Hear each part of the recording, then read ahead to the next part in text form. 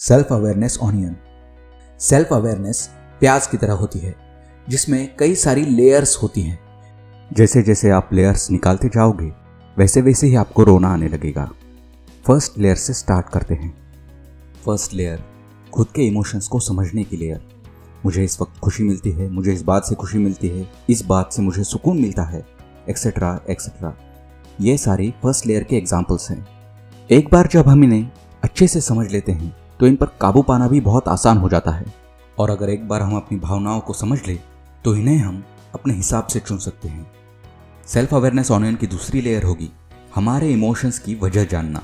Example, मुझे गुस्सा क्यों आता है, मुझे जो चाहिए वो नहीं पा सका इसलिए, मैं हमेशा इतना सैड फील क्यों करता हूँ, मैं किसी लायक नहीं हूँ इसलिए। इस लेयर से हमें हमारे इमोशंस का कारण जानने में मदद मिलती है। इसकी वजह से हम खुद में चेंजेस ला सकते हैं। और सबसे अंदर डीप में एक लेयर होती है जिसे निकालते ही हमें सबसे ज़्यादा रोना आता है, और वो है खुद की पर्सनल वैल्यू।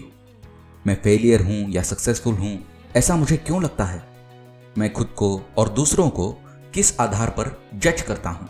ये लेयर्स निकालना बहुत मुश्किल है क्योंकि खुद की पर्सनल वैल्यू के सहारे ही यह तय होता है कि हमें कैसी प्रॉब्लम्स आने वाले हैं, और इसके चलते ही आपकी ज़िंदगी कैसी होगी यह भी तय होगा। 1983 में एक आदमी को बैंड से निकाला गया। उसके हाथ में घर का टिकट थमा दिया गया। वो गिटारिस्ट ट्रेन से लॉस एंजलिस जा रहा था। सफ़र के दौरान वो काफ़ी सोच रहा था कि ऐसा उसके साथ क्यों हुआ, पर ट्रेन स्टेशन पहुंचने तक वो शांत हो चुका था। उसने तय कर लिया था कि अब वो खुद का एक रॉक बैंड बनाएगा और उसे इतना कामयाब बनाएगा कि पिछले वाले बैंड को पछतावा होना चाहिए कि उसे उस वक्त क्यों निकाला गया। फिर उस गिटारिस्ट ने बहुत स्ट्रगल करके बहुत सारे म्यूजिशियंस को इकट्ठा करके एक बहुत सक्सेसफुल बैंड बनाया। वो बदले की आग में भड़क उठा था। उसके म्यूजिक रिकॉर्ड्स सबसे ज़्यादा बिके। उस गिटारिस्ट का नाम था डेव मस्टेन और उसके बैंड का नाम था मेगाडेथ, जिसके 2 करोड़ से भी ज़्यादा एल्बम्स बिके। पर अब डेव को जिस बैंड से निकाला गया उस बैंड का नाम था मेटालिका, जिसके 18 करोड़ से भी ज़्यादा एल्बम्स बिके। 2003 में एक इंटरव्यू के दौरान डेव ने कहा था कि वो खुद को अनसक्सेसफुल मानता है। उसे काफ़ी तरक्की तो मिल गई थी लेकिन वो अभी भी मेटालिका से निकाला हुआ एक म्यूजिशियन ही था। डेव को समझ में आए या ना आए, पर उसने खुद की पर्सनल वैल्यू कि वो मेटालिका से ज़्यादा सक्सेसफुल और पॉपुलर है या नहीं इस आधार पर की थी। अब आप शायद डेव पर हंसोगे क्योंकि इतना करोड़पति और पॉपुलर होने के बाद भी वो रो रहा है क्योंकि उसे पिछले बैंड से निकाला गया। पर हम डेव पर हंस रहे हैं क्योंकि हमारी पर्सनल वैल्यू डेव की पर्सनल वैल्यू से अलग है। हमारे वैल्यूज शायद कुछ ऐसे होंगे, मेरा बॉस मुझे पसंद नहीं है, मैं उसके लिए काम नहीं करूंगा, या शायद मुझे अपनी एक्स गर्लफ्रेंड के बॉयफ्रेंड से ज़्यादा सक्सेसफुल बन के दिखाना है और उसे अपना नौकर बनाना है, एक्सेट्रा एक्सेट्रा। अब इस वैल्यू के आधार पर तो डेव काफ़ी सक्सेसफुल माना जाएगा, पर मेटालिका से ज़्यादा सक्सेसफुल होने में वो फेलियर ही रहेगा।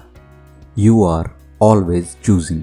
सोचिए किसी ने आपके सर पर बंदूक रखी हो और आपको बोला हो 5 घंटों में 50 किलोमीटर दौड़ लगाओ, नहीं तो तुम्हारे परिवार को और तुम्हें मार दिया जाएगा। शायद आप ये नहीं कर पाओ। अब सोचिए कि आपने किसी अच्छे ब्रांड के रनिंग शूज लिए हैं और कई महीनों से दौड़ने की प्रैक्टिस कर रहे हैं। आपको ऑडियंस चीयर कर रही है और आप मैराथन जीत जाते हो। शायद ये पल आपकी जिंदगी का यादगार पल साबित होगा। पर दोनों ही इवेंट्स में आपको 50 किलोमीटर ही दौड़ना था, 5 घंटे में ही दौड़ना था, मतलब टाइम भी उतना ही था। दोनों परिस्थितियों में आप ही दौड़ने वाले थे। पर जब आप खुद से उसकी चॉइस लेते हो, उसकी तैयारी करते हो, तब वो पल आपकी जिंदगी का एक यादगार लम्हा बन जाता है। पर अगर वही चीज आपको जबरदस्ती करवाई जाए तो वो आपकी जिंदगी का एक दर्दनाक पल साबित हो सकता है। जब हम कोई चॉइस लेते हैं और उसके लिए रिस्पॉन्सिबल होते हैं तभी यह तय होता है कि वो चॉइस या डिसीजन आपको कमजोर बनाएगा या मजबूत। अगर आपको आपकी अभी की सिचुएशन बहुत ज्यादा दुखी करने वाली लग रही है तो उसकी वजह हो सकती है कि आपको लगता होगा कि सिचुएशन अब आपके कंट्रोल के बाहर है, या फिर आपको लगता होगा कि आपके अंदर वो काबिलियत ही नहीं है कि आप सिचुएशन को हैंडल कर सकें। पर जब हमें लगता है कि हमारे प्रॉब्लम्स हमारी सिचुएशन के लिए हम ही रिस्पॉन्सिबल है, तब हम खुद को पावरफुल महसूस करते हैं। विलियम जेम्स को भी कई सारी तकलीफें थी। वो अमीर घराने से तो था, पर उसे बचपन से ही पेट की बीमारी थी। वो उल्टियां करता जिसकी वजह से वो ठीक से खा भी नहीं पाता था। उसे सुनाई भी कम देता था और उसके पीठ में भी काफी दर्द रहता था।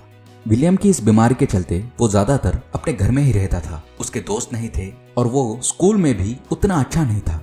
उसे पेंटिंग करना पसंद था, पर उसकी पेंटिंग किसी को पसंद नहीं आती थी। वो बड़ा होने पर भी पेंटिंग किया करता था, पर उसकी पेंटिंग भी कोई खरीदता नहीं था।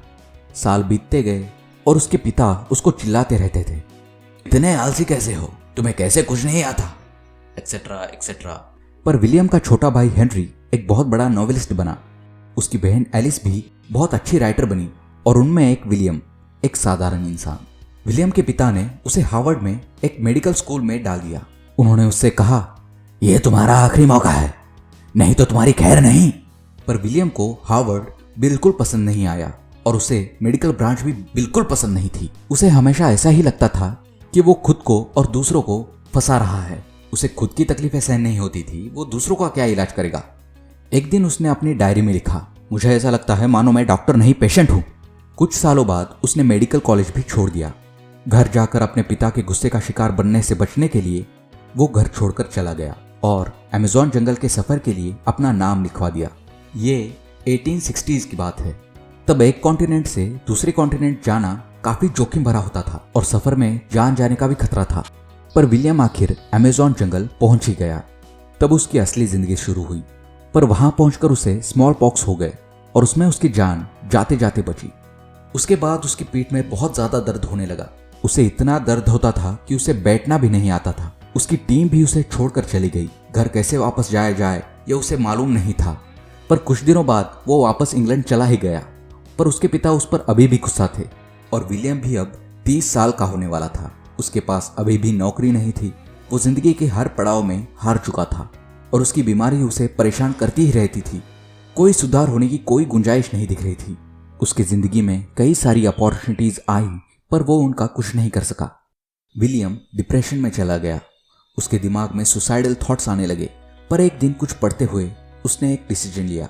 उसने सोचा कि वो एक एक्सपेरिमेंट करेगा और उसने अपनी डायरी में लिखा कि आने वाला पूरा 1 साल वो अपनी जिंदगी की हर बात के लिए खुद ही रिस्पॉन्सिबल होगा। इस बार वो खुद को बदलने के लिए सब कुछ करने वाला था। भले ही वो करते वक्त वो फेल भी हुआ तो भी चलेगा, और अगर उसके बाद भी वो कुछ न कर पाया तो वो सुसाइड कर लेगा। आगे की हिस्ट्री तो हम सब जानते ही हैं। उसके बाद विलियम जेम्स को फादर ऑफ अमेरिकन साइकोलॉजी कहा जाने लगा। उसने बाद में हार्वर्ड में भी पढ़ाया और यूनाइटेड स्टेट्स और यूरोप में कई लेक्चर्स दिए।